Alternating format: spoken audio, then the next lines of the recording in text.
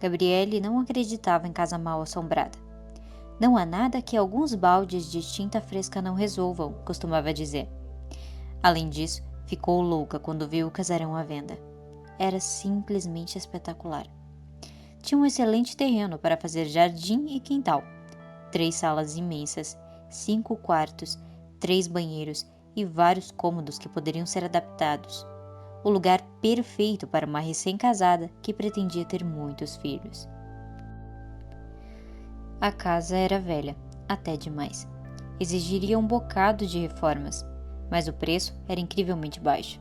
Jamais conseguiria comprar uma casa daquelas tão barata. Não foi difícil convencer o noivo a trocar o sonho de um pequeno apartamento de sala e quarto por uma mansão maravilhosa. Compraram o imóvel e levaram um ano inteiro fazendo obras. Ao fim do período, tinham uma casa simplesmente deslumbrante. A antiga fachada descascada agora exibia uma alegre pintura amarela. Portas, janelas e pisos tinham sido recuperados. Cômodos que antes cheiravam a mofo deixavam passar fartas lufadas de ar fresco. Canteiros de flores e ervas aromáticas substituíam o terreno baldio que antes rodeava a casa. Gabriele só manteve uma antiga figueira. Era simplesmente magnífica, com o seu tronco forte e uma profusão de galhos. Quem chegasse à casa veria em primeiro lugar a figueira, que reinava soberana na entrada, e em seguida prestaria atenção à moradia impecavelmente reformada. Agora, ali, tudo era calmo, colorido e cheirava bem. Bom, era verdade que a vizinhança ainda evitava o lugar.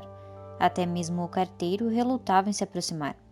Mas nada impediu o jovem casal de mudar-se para lá logo após a lua de mel. Gabriele ainda lembrava bem do dia da mudança. Os dois pegando carona no caminhão e olhando as ruas com uma curiosidade infantil. Foi nessa ocasião que ela reparou na igrejinha que ficava a poucos quarteirões da casa. Uma graça. Apesar da sua arquitetura antiga, era obviamente nova, com a pintura ainda fresca e um sino que ainda reluzia. Gabriele e Vinícius capricharam na primeira noite que passaram na nova residência. Montaram uma bela mesa no jardim e serviram ali um jantar especial, com toalhas bordadas, talheres novas, flores e velas. Apaixonados, o casal tomou uma taça de champanhe enquanto admirava a propriedade e engolia a comida feita por eles mesmos. Não estava tão bom assim, mas eles nem ligaram. Nenhum dos dois era um bom cozinheiro. O romantismo era o suficiente para ignorarem o bife duro e o arroz mal cozido. Mas, na hora da sobremesa, foi impossível engolir o pudim, feito com todo o amor do mundo, mas nenhuma técnica culinária. Foi deixado de lado logo depois da primeira colherada. Estava intragável. O jeito era rir do desastre, rir muito, jogando a cabeça para trás, olhando a lua e dando muitos beijos. Foi assim, com a cabeça jogada para trás e plena felicidade, que Gabriele percebeu que a figueira estava repleta de frutos. À luz do luar, os figos brilhavam, cintilantes e convidativos. Ela nem pestanejou. Correu para a árvore e colheu o mais bonito. Seria a sobremesa certa para aquela noite perfeita, só estragada por um errinho de nada na receita do pudim. Voltou para a mesa rindo e mordendo a fruta. Estava deliciosa, madura, carnuda e doce como a melhor das sobremesas. Comeu uma metade e deu a outra ao marido, e eles foram dormir. Nada explicaria o terrível pesadelo daquela noite. A brisa estava fresca, o quarto arejado, os lençóis eram novos e macios. O jantar tinha sido leve e ela estava muito feliz. Tratava-se de uma realidade tão perfeita que era consigo mesma que Gabriele sonhava. Sonhava que estava dormindo em sua casa nova, ao lado do seu marido, depois de um alegre jantar no jardim. No sonho, experimentava passar o peito do pé de leve sobre o lençol, sentindo a maciez do tecido como um carinho, até que seu pé tocasse o corpo de Vinícius. Então, voltava para a posição inicial e começava tudo de novo. Deslizar a pele pelo algodão fresco, tocar a pele do marido, recolher o pé. No entanto, num desses movimentos, esbarrou numa coisa diferente. Em vez da suavidade do tecido ou do calor do corpo de Vinícius, o seu pé tocou numa superfície áspera e úmida, como um osso recoberto por escamas geladas. Abriu os olhos sobressaltada e viu uma criatura sentada em sua cama, entre ela e o marido. Não dava para saber ao certo do que se tratava, se era um bicho ou uma assombração. O corpo, muito magro, era recoberto de couro rugoso. A coisa estava sentada de cócoras, com os joelhos dobrados, mas não da maneira como uma pessoa normal encolhe as pernas. Tinha os pés e mãos mais parecidos com garras. Aquilo decididamente não era humano. Nem precisaria dizer, bastava olhar o rosto. A cabeça pendia do pescoço e girava em todas as direções, como de uma galinha. Mas os olhos estavam cravados nela, miúdos, brilhantes e cruéis. E, embora a coisa não a tocasse com as mãos, Gabriele sentia sua garganta comprimida de tal modo que não conseguia gritar. Tampouco podia mover o corpo. Muda e paralisada, viu quando a criatura abriu a boca e lhe disse: "Gostaria de saber quem a autorizou a roubar as minhas frutas." Gabriele queria se defender. Ela não tinha roubado nada, mas a voz não saía. A criatura, no entanto, pareceu ler os seus pensamentos. "A casa é sua?" Uma risada debochada ecoou pelo quarto. "Quem lhe contou um absurdo desses? Essa casa me pertence. Ela e tudo o que está dentro dela." Antes que Gabriele pudesse retrucar, o estranho pulou para o chão e completou, sibilando: "Inclusive você." Dizem que quando uma pessoa morre, ela vê toda a sua vida se passar diante dos olhos numa fração de segundos. Coisa parecida aconteceu com Gabriele. De repente, tudo que ela já tinha ouvido falar a respeito de fenômenos paranormais, sobrenaturais, passou por sua mente ao mesmo tempo. Informações às quais ela jamais dera nenhuma importância. Histórias que sempre julgara pertencerem ao folclore e às crendices populares. Subitamente, tudo fazia sentido. Tudo parecia absolutamente real. "Figueiras são as casas do diabo", sempre lhe dizia sua avó. "O tinhoso escolhe essas árvores como moradia, porque elas foram amaldiçoadas por Jesus." Gabriele nunca dera muito crédito às histórias da avó. Tivesse prestado atenção nelas, teria desconfiado do casarão tão barato, do pavor que a vizinhança manifestava do local, mas ela nunca tinha sido supersticiosa. "Superstição?" debochou o diabo lendo seus pensamentos. "Ora, minha querida, você é minha propriedade e está em meus domínios, e roubou uma fruta da minha árvore. Vai ter que devolver." Sentada na cama, quase sufocando de pavor, Gabriele não conseguia responder, nem se mover, nem sequer respirar direito. Quando o grito se soltou de sua garganta, Vinícius deu um pulo. Já era manhã alta.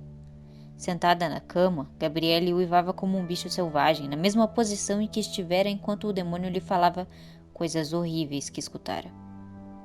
Teria dormido daquele jeito? Sentada? Não era possível. A impressão era que ela foi tirada dali inconsciente e acabara de ser devolvida ao seu quarto. O marido tentava acalmá-la. Dizia 1000 vezes que tudo não passava de um pesadelo, mas nada adiantava. Gabriele ainda sentia o horror da presença, como se a besta apenas estivesse se tornado invisível, mas ela ainda continuava ali. Desde essa noite, ela não conseguiu mais dormir direito. Ao anoitecia, o seu coração ficava pesado, cheio de pressentimentos.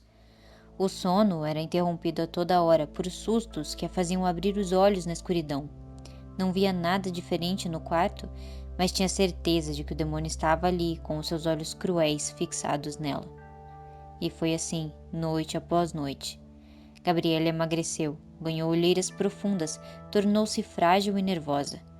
Nada lembrava aquela jovem apaixonada e cheia de vida que se casara tão pouco tempo atrás. 2 meses mais tarde, teve uma notícia. Estava grávida. Mas ao invés de ficar feliz, como era de se esperar, ela caiu no choro. Não sabia por quê, mas tudo que aquela gravidez lhe dava era um medo imenso. como que para confirmar os seus piores presságios. Naquela noite, aquele bicho medonho voltou. Estava quase adormecendo quando sentiu que garras ásperas e frias tocavam seu rosto. Mesmo sem abrir os olhos, sabia quem estava ao seu lado. Podia sentir o seu hálito metálico e ouvir os seus passos cambaleantes. Não adianta fingir que está dormindo. Eu sei que você está me escutando, disse a coisa, com sua voz falsamente meiga. Mas não era um faz de conta. Gabriele não conseguia se mexer, nem falar, nem gritar. E foi assim, paralisada, que escutou a voz daquela coisa pela última vez. Eu não quero perturbá-la demais, minha menina, começou ele. Mulheres grávidas devem ser deixadas em paz. A última coisa que eu desejaria era que esse teu doce fruto que você carrega no ventre azedasse por conta do teu nervosismo. O peçonhento pulou para o chão e continuou falando enquanto andava de um lado para o outro, balançando a cabeça, mas sem jamais tirar os olhos da sua presa. Mas pense bem, minha linda. Agora você terá uma chance de ouro de pagar a dívida que tem comigo. Você ficou com o meu fruto, eu fico com o seu. Tudo muito justo. Basta que você me entregue a criança e eu prometo não voltar a te perturbar em seu sono. Mesmo impossibilitada de mover-se ou gritar, Gabriele agitou-se de tal maneira que a coisa começou a rir. Ora, eu não entendo por que tamanha indignação. Eu estou lhe propondo um pagamento absolutamente justo pelo roubo que você cometeu. E, na verdade, não é bem uma proposta. Eu estou apenas lhe dando a chance de comportar-se com dignidade e corrigir o seu erro. Se você não me entregar essa criança por bem, eu farei exatamente o que você fez comigo. Invadirei seus domínios e a tirarei de você como quem arranca uma fruta do galho. Dado o recado, o demônio desapareceu e cumpriu a sua promessa. Não apareceu mais nos meses seguintes. Mas a ausência do tinhoso não acalmou Gabriele. Quanto mais aproximava a data do parto, mais tudo lhe parecia um pesadelo real. Um dia, Vinícius passava pela rua, preocupado com o estado da esposa, quando ele viu a igrejinha. Era a mesma que tinham visto no dia da mudança. Estava aberta. Da rua era possível perceber que não havia ninguém ali dentro. Assim mesmo, ele resolveu entrar e rezar um pouco. O interior da pequena igreja era mal iluminado. Mal dava para perceber direito os detalhes da construção. Mas ela era evidentemente nova, ou tinha sido recém-reformada, porque, em vez do aroma adocicado de incenso que costumava impregnar as igrejas, ali o que predominava era o cheiro de tinta fresca.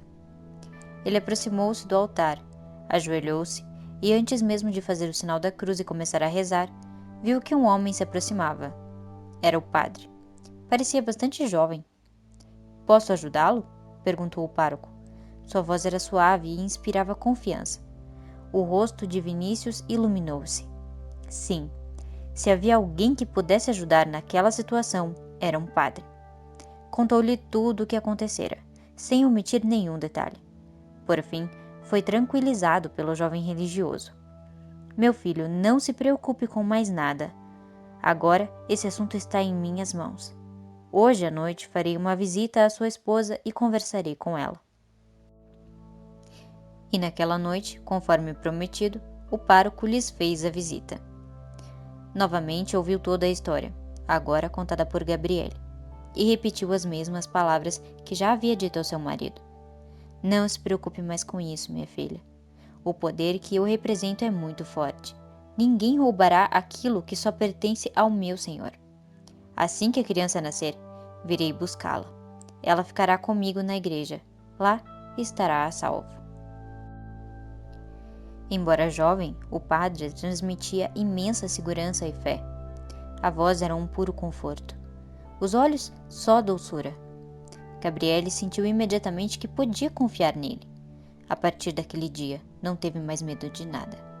O demônio não lhe perturbava mais em seu sono. Ela se alimentava bem e chegava até mesmo a cantarolar enquanto comprava as roupinhas para o bebê e decorava o quarto. Ao fim do 9º mês, teve seu filho, um menino forte e saudável. Nem chegou a levá-lo para casa. embrulhou-o numa manta de lã azul clarinha, como o céu, e saiu diretamente do hospital para a igreja, onde o padre já esperava. "O senhor acha que ele vai precisar ficar muito tempo aqui?" perguntou aflita por ter que se separar do bebezinho. "Não, minha filha. Basta que ele durma aqui esta noite. Amanhã cedo iremos batizá-lo. Depois disso, já estará consagrado e o intruso nenhum conseguirá se aproximar dele." Aliviada, Gabriele deu um beijo na testa do menino e foi para casa com seu marido. Na manhã seguinte, bem cedo, foram para a igreja, acompanhados dos padrinhos. Gabriele estava ansiosa, mas feliz. Vinícius torcia para que o pesadelo tivesse logo um fim. Já estavam decididos a mudar de casa e começar uma vida nova bem longe dali. Era esse o assunto dentro do carro, onde os dois casais riam para tentar disfarçar a tensão. Gabriele já estava até pensando em talvez mudar para uma outra casa antiga. "Desde que tenha uma boa igreja por perto", completava o padrinho, que nunca tinha levado aquela história de Figueira muito a sério. "A verdade é que sempre ficamos impressionados demais com as forças do mal", dizia a madrinha. "Acho que o maior poder que elas têm vem do nosso próprio medo. Quando decidimos enfrentá-las, elas não resistem." "Bem, talvez não seja bem assim", ponderou Vinícius, que ainda guardava bem vivos os gritos apavorados da mulher nas piores noites. Mas o padrinho interveio. "Ora, Vinícius, se não fosse assim, o tal demônio teria aparecido nessa noite mesmo para buscar a criança. Ele apareceu?" Gabriele admitiu que não. Nada lhe perturbara o sono. "Pois então", teimou o padrinho, "vocês ficaram impressionados demais com essa história." A conversa seguiu tão animada que o grupo chegou ao fim da rua sem ter parado na porta da igreja. "Passamos do ponto", disse Vinícius ainda rindo. "Vamos ter que voltar." Fizeram a manobra do carro e retornaram, dessa vez prestando atenção, mas não viram igreja nenhuma. "Tem certeza de que é aqui?" perguntou a madrinha. "É claro", respondeu Vinícius, já apreensivo. Passaram novamente pela rua toda, mas não havia sinal de igreja ali. Toda a tranquilidade de Gabriele tinha desaparecido. Sem dar ouvidos às ponderações dos padrinhos, saltou do carro e começou a correr a calçada de cima a baixo como uma louca. Finalmente parou, com os olhos arregalados, fixos num ponto de um terreno baldio. No centro do terreno, imaculadamente limpo, só havia uma pequena planta, uma muda de figueira com cerca de 50 centímetros de altura. Ao lado da muda, um fiapo de lã azul misturado com terra denunciava que alguma coisa havia sido enterrada ali.